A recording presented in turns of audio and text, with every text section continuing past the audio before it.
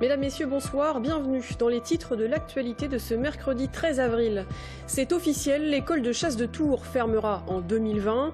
Plus d'activités militaires aéronautiques et donc plus de financement de l'armée. 2 millions seront à trouver par les collectivités pour financer le fonctionnement de l'aéroport. Année 2016, année martinienne. Un joaillier tourangeau a eu l'idée de fabriquer une médaille en hommage au célèbre évêque de Tours. Une centaine ont déjà été vendues. Nous vous emmènerons dans les coulisses de sa fabrication. Et puis à la fin de ce journal, nous prendrons la direction de Loches. Le tombeau d'Agnès Sorel, favorite du roi Charles VII, vient d'être restauré. Un travail d'exception qui, vous le verrez, redonne tout son éclat à la Dame de Beauté. C'était annoncé de longue date, c'est désormais officiel. L'école de chasse partira de la base aérienne de Tours d'ici 2020. L'information a été confirmée par le commandant de la base 705. Fin d'une époque donc, puisque l'école d'aviation de chasse était à Tours depuis 1961. Les élèves iront donc à Cognac, où la nouvelle école devrait être implantée courant 2018. Plusieurs services resteront néanmoins à Tours, notamment la direction des ressources humaines de l'armée de l'air, mais plus d'activités aéronautiques, ce qui pose la question du financement de l'aéroport. Le point avec Florent Carrière. À l'horizon 2020, la base aérienne 705 se sera délestée de 250 à 300 membres de son personnel. Élèves de l'école de chasse, mécaniciens, tous transférés progressivement à Cognac à partir de 2018, année d'ouverture prévue pour la nouvelle école de chasse. Avec le départ de l'école de chasse, il n'y aura plus besoin d'une piste militaire. Même la permanence opérationnelle, qui actuellement se délocalise de temps en temps sur l'aérodrome de Tours, ne se délocalisera plus sur l'aérodrome de Tours. Plus d'activités aéronautiques militaires et pour cause, ne restera plus sur la base que des activités administratives comme les ressources humaines ou la surveillance de l'espace aérien depuis le site de Saint-Marc-la-Pile. Quid alors du financement demain de l'aéroport de Tours? Aujourd'hui, l'armée, principale utilisatrice des infrastructures, supporte la majeure partie des coûts de fonctionnement. Entretien de la piste, sécurité incendie et péril aviaire, contrôle aérien, une somme de plus de 3 millions d'euros, un coût supporté à hauteur de seulement 30% par la partie civile. Nous n'assurerons plus l'entretien et la conduite des activités de contrôle sur la base aérienne. À l'avenir, nous sommes en train de préparer ça avec les élus locaux pour voir s'ils ont la volonté de reprendre l'activité civile à leur propre compte et bien sûr trouver les financements totaux. Soit une somme de 2 millions d'euros environ qui vient s'ajouter aux 3,3 millions d'euros d'argent public déjà versés aujourd'hui à l'aéroport de Tours. Demain, un aéroport à plus de 5 millions d'euros par an pour le contribuable. Pas sûr que les collectivités qui financent, régions, départements, agglos, puissent le supporter, d'autant que la CCI Touraine a d'ores et déjà annoncé qu'elle se retirait. En bref, l'établissement français du sang appelle à se mobiliser pour venir donner son sang. Tous les donneurs de tous les groupes sanguins sont évidemment les bienvenus, mais les besoins sont particulièrement importants pour les groupes O, positifs et négatifs, c'est-à-dire les donneurs universels. Pour donner son sang, rien de plus simple, il suffit de vous rendre sur les sites de prélèvement ou sur l'une des collectes itinérantes. Plusieurs sont organisés cette semaine et la semaine prochaine. Demain après-midi, ce sera à la salle des fêtes de Saint-Pierre-des-Corps et sur le boulevard Béranger à Tours. Vendredi à Langeais et Monet. Pour toute information, rendez-vous sur le site www.dondusang.fr. Vous le savez certainement, 2016 marquera le 1700e anniversaire de la naissance de Saint-Martin. Et pour l'occasion, un joaillier tourangeau et son fils ont eu l'idée, il y a 3 mois, de fabriquer une médaille unique à l'effigie de l'ancien évêque de Tours. 100 bijoux en or ont été fabriqués à l'aide d'un sceau datant du XIVe siècle et d'une machine artisanale.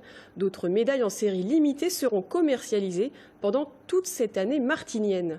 En exclusivité pour TV Tours, nous avons pu assister à la fabrication de l'une d'entre elles. Sabrina Melloult. Saint-Martin, l'étoile du berger. Voici une pièce rare, un sceau datant de 1326 ayant appartenu au prieuré du Puy-de-Dôme. Au milieu de cette ancienne tour de l'horloge, vestige de la collégiale Saint-Martin du XIIe siècle, cette presse à balancier du XVIIIe, destinée à frapper 1700 médailles numérotées. Pour cette médaille, il a fallu refaire faire une matrice, comme ça se faisait autrefois. Pour ce travail, nous avons travaillé avec Jacques Devigne, 90 ans, maître médailleur, premier prix de Rome 1954, ancien élève de l'école du Louvre. et qui a fait des médailles toute sa vie pour différents fabricants. Et donc il nous a refait la matrice en acier au burin, comme ça se faisait à l'époque. Et par contre, on s'est complété pour les écritures autour par la maison Arthus Bertrand à Saumur, qui nous a soutenus dans ce projet. Donc cette matrice va se positionner sur la machine, on va mettre un flanc en or dessus et on va pouvoir frapper la médaille. Alors pour frapper la médaille, il suffit simplement de remonter le poids, le bras, jusqu'en haut. Et une fois que c'est fait, avec beaucoup de force et d'élan, on envoie. Et voilà. Donc là, cette pression fait que la médaille est frappée. Des médailles que le joaillier et son fils ont souhaité réaliser en hommage aux valeurs prônées par Saint-Martin, en cette année particulière qui célèbre le 1700e anniversaire de sa naissance. On tient absolument à frapper la médaille qui portera le numéro 1 en présence de tous les cultes de Tours, qui sont tous d'accord pour être présents lors de cette frappe symbolique de partage. Et cette médaille frappée en présence de tous les cultes sera offerte au pape François. Les tarifs, entre 60 et 850 € la médaille. Les bénéfices de chaque médaille en or seront reversés à la Fondation du patrimoine pour financer la réhabilitation du dôme de la basilique. Quant à ceux issus des médailles en argent, ils seront reversés à différentes associations caritatives. On reste dans le patrimoine et on prend la direction de Loches. La ville a en effet décidé d'entamer de grands chantiers pour rénover son patrimoine, en commençant par la restauration du tombeau d'Agnès Sorel, en plein cœur de la collégiale Saint-Ours. Un travail minutieux qui a duré 3 mois et a nécessité le savoir-faire d'artisans spécialisés. La sépulture a été nettoyée et un dais en tuffeau a été recréé à partir de gravures anciennes. Coût d'opération 40 000 €, entièrement financé par la DRAC et du mécénat privé. Le prix à payer pour que la Dame de Beauté retrouve enfin toute sa splendeur. Anaïs Michaud. Une tête couronnée veillée par 2 anges, Agnès Sorel, favorite de Charles VII, vient tout juste de retrouver son éclat d'antan après 4 mois de restauration. Le gisant était présenté depuis le début du 19e siècle sur une espèce de semelle de pierre calcaire qui cassait complètement le contraste voulu, typique des tombeaux médiévaux, entre le gisant d'albâtre ou de marbre blanc, ici c'est de l'albâtre, sur une dalle de marbre noir. On doit avoir un gisant un peu fantomatique qui flotte comme ça sur une dalle de marbre noir dans une présentation très contrastée. Un dais en pierre a également été sculpté d'après des gravures anciennes pour remplacer celui détruit à la Révolution. Objectif, retrouver l'aspect originel du gisant, le préserver aussi des marques du temps. Cette fissure et cette tache de rouille sont dues au fait que de chaque côté, on avait un goujon de fer, gros comme mon pouce à peu près, qui faisait à peu près 25 cm de long et qui liait l'ange au coussin de la tête d'Agnès. Et donc cette fissure montre que dans les années qui viennent, le goujon aurait fait éclater la pierre.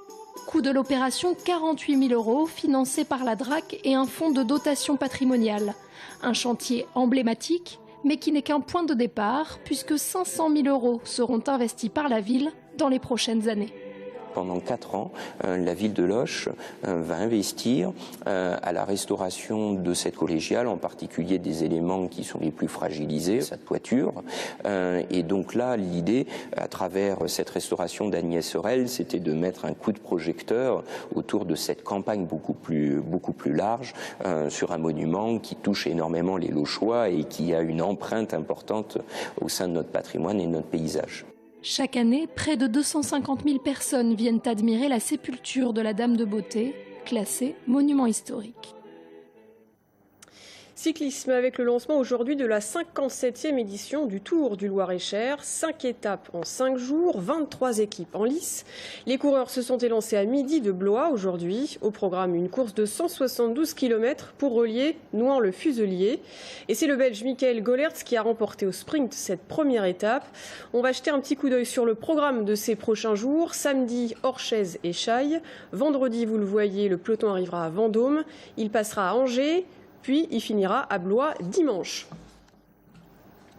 Ça y est, c'est fait, le TVB est en demi-finale. Les Tourangeaux ont battu les Nantais hier soir 3-7-1.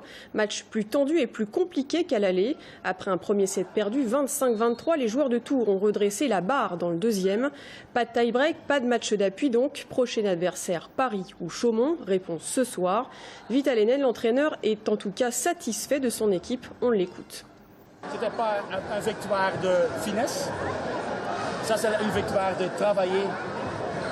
Rester dans le match, et ça nous avons fait, mais ce n'est pas notre meilleur match. Mais dans le playoff, tu as deux sortes de matchs. Des matchs fantastiques, c'est agréable, et des matchs lourds, qui ne sont pas si agréables à voir. Je crois peut-être se battre. Si tu gagnes les deux types de matchs, tu deviens champion. Chaque année en France, la malbouffe provoque 3 fois plus de morts que le tabac et 50 fois plus que les accidents de la route. En un demi-siècle, le contenu de notre assiette s'est radicalement transformé. Aujourd'hui, 80% des aliments que nous avalons sont industriels. Comment en est-on arrivé là? Y a-t-il des solutions ou est-il déjà trop tard? Nous poserons toutes ces questions à notre invité, Perico Légas. Il est journaliste et critique gastronomique. Il vient de publier un livre, À table citoyen. Restez avec nous, à tout de suite.